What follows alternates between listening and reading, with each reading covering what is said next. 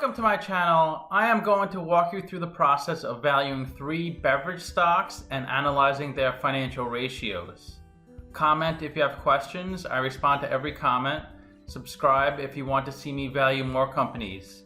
Become a member of the channel and I could do a more in-depth valuation of the ticker of your choice. The first company we're going to look at is FEMSA. It owns the largest independent Coca-Cola bottling group in the world and the largest convenience store chain in Mexico. It is also the second largest shareholder of Heineken. Let's get started with the model. This company has a market cap of 414 billion pesos, which is equivalent to 19.5 billion US dollars. They're trading at 118 a share. And to get the shares outstanding, that's market cap divided by stock price. Gives you shares outstanding, 3.5 billion. Let's look at the financials. Free cash flow is how you value a company. You estimate the future free cash flows and then discount that number back to today's value. And free cash flow is cash flow from operations minus capital expenditures. So if a company has positive free cash flow, that means they're generating more cash than they're spending. If they have negative free cash flow, they're spending more cash than they're generating.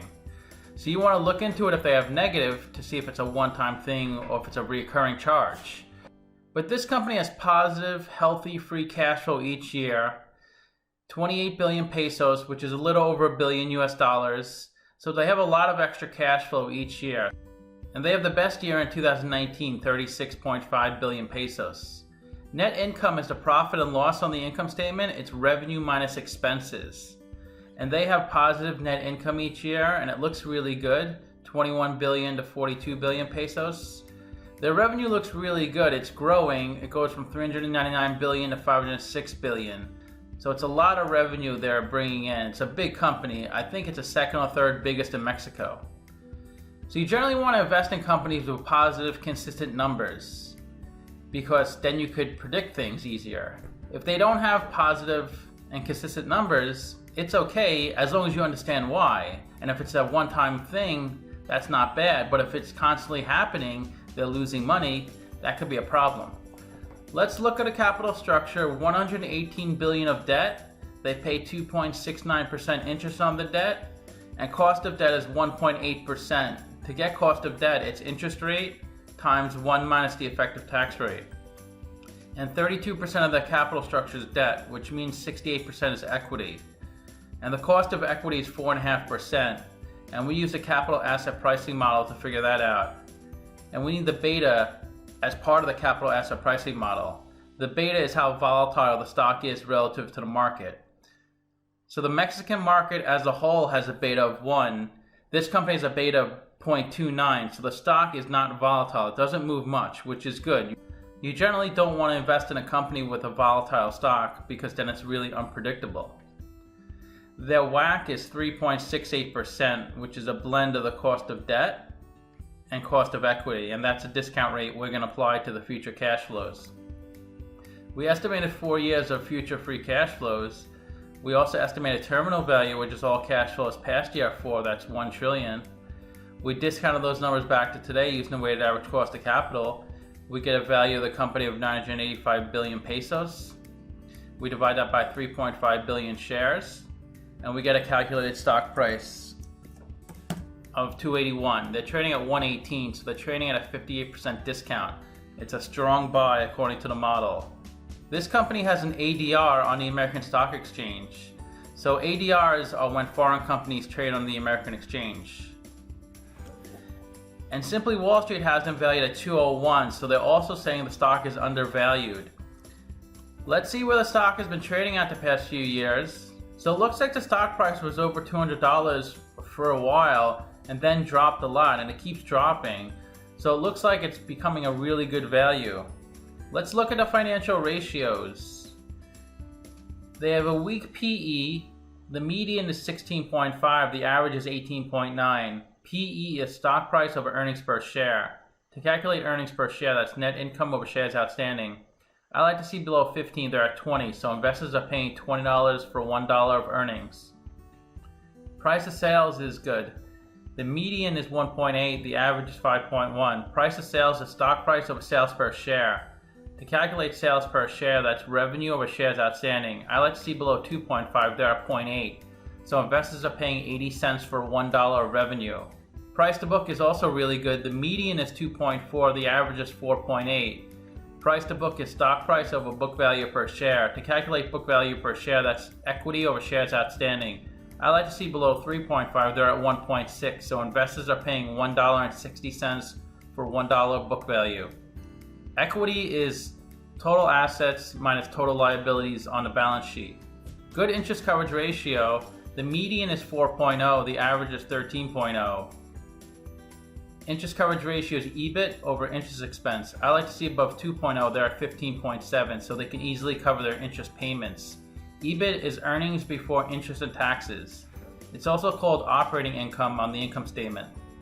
They have a weak ROE. The median is 12%, the market average is 14%. ROE is net income over equity. I like to see above 20%, they're at 8%. Current ratio is good, the median is 1.3, the average is 1.8. Current ratio is current assets over current liabilities. I like to see between 1.2 and 2, they're at 1.3, so they can cover their current debts and payables. And the best way to look at ratios to compare them to similar companies, I've done videos on Budweiser and Molson, both in the same industry as FEMSA. And if FEMSA has a number in green, they're better than the average. If they have a number in red, they're worse than the average. So they are better in price to earnings, just by a little bit. They're better in price to sales, worse in price to book. They're better in current ratio, they're the only company above 1 of the 3. ROE, they're a little better than average.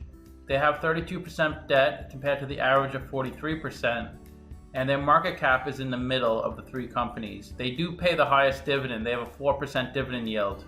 To summarize, I have them trading at a 58% discount. Their ratios look really good and their financials are solid. The second company is Keurig Dr. Pepper. Keurig sells coffee and coffee machines. In 2018, Keurig acquired Dr. Pepper Snapple Group for $18.7 billion. Let's get started with the model. They have a market cap of $39.2 billion, so they're a large cap company. They're trading at 28 a share, and they have 1.4 billion shares outstanding. Let's look at our financials. You can see their free cash flow goes from $757 million to $2.1 billion, so the acquisition in 2018 really paid off for them. Their net income also looks really good. It dips a little in 2018. That's probably with the acquisition. They had a lot of expenses. And their revenue is also growing quite a bit. So everything's looking good. They're doing a great job growing their company. Let's look at the capital structure. They have no debt. The cost of equity is 6%, and their beta is 0.48%. So the stock moves less than half the market. 6% is the discount rate we're going to apply to the future cash flows. So we estimated 4 years of future free cash flows. We also estimated terminal value, which is all cash flows past year at 4, that's $75 billion. We discounted those numbers back to today using the weighted average cost of capital. We get a value of the company of $67 billion. We divide that by 1.4 billion shares, and we get a calculated stock price of $48. They're trading at $28, so they're trading at a 42% discount. It's a really strong buy according to the model. Let's see what Simply Wall Street says. They're at $40, so they're also expecting the company to continue to grow with the acquisition of Dr. Pepper Snapple. Let's see where the stock has been trading at the past few years. So you can see the stock settled in the 20s once the acquisition occurred, and it might take time for investors to realize this company is a good value. They need to continue growing and showing good returns because they're now a much bigger company than before. Let's look at our financial ratios. The PE is a little weak at 31. PE is stock price over earnings per share. I like to see below 15. The price of sales is also a little weak. That's stock price over sales per share. I like to see below 2.5. They're at 3.5. They have a good price to book. That's stock price over book value per share. I like to see below 3.5. They're at 3.1. They have a low ROE. That's net income over equity. I like to see above 20%. They're at 10%. They have a good current ratio. That's current assets over current liabilities. I like to see between 1.2 and 2. They're at 1.4. And the best way to look at ratios is to compare them to similar companies. I've done videos on Coke, Coca-Cola, Monster, and Pepsi, all in the same industry as Keurig. If Keurig has a number in green, they're better than the average. If they have a number in red, they're worse than the average. So they are better in price to earnings, price to sales, and price to book. They're doing fine in current ratio. They're worse in ROE at 10%. The average is 27%. They have no debt, just like Monster. Their market cap is below average because it's such a big industry with Coca-Cola and Pepsi in it. They have a higher than average dividend yield at 2.15%. The average is 1.8%. So to summarize, I have them trading at a 42% discount. Their ratios look pretty good, and their financials look really good. The third and last company is Monster. This is an energy drink company started in 2002. There are 49 different drinks under the Monster brand.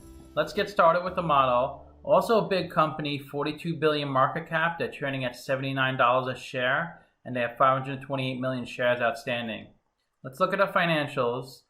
Free cash flow looks really good. It's growing and it's pretty strong each year. Net income also looks solid. It grows from 700 million to 1.1 billion, and their revenue grows each year. Let's look at the capital structure. They have no debt. Their cost of equity is 10.3%, and their stock moves with the market since their beta is a little over 1. 10.3% is the WACC, and that's a discount rate we're going to apply to the future cash flows. We estimated 4 years of future free cash flows. We also estimated terminal value, which is all cash flow past year 4, that's 36.9 billion. We discounted those numbers back to today using the weighted average cost of capital.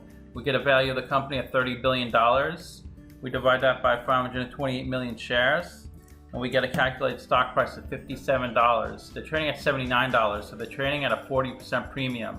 It's a sell according to the model. Let's see what Simply Wall Street says. They're saying the stock is worth $70, so they're saying it's 12% overvalued. So they're coming over 70, I'm at 56. Let's see where the stock has been trading at the past few years. So it seems like the stock has done really well during coronavirus. It peaked in the 80s, and now it's come down a little, but it still seems to be overvalued. But it could continue to grow. Stock price is based off of supply and demand of the market. A company can be doing poorly, and people keep buying the stock and driving the price higher and higher. A company can be doing really well, and nobody's buying the stock, and people who own the stock are selling it, so it keeps driving the price lower and lower. Let's look at the financial ratios. They have a bad PE, that's stock price over earnings per share. I like to see below 15, they're at 37. A bad price to sales, that's stock price over sales per share. I like to see below 2.5, they're at 10. A bad price to book, that's stock price over book value per share. I like to see below 3.5, they're at 10.0.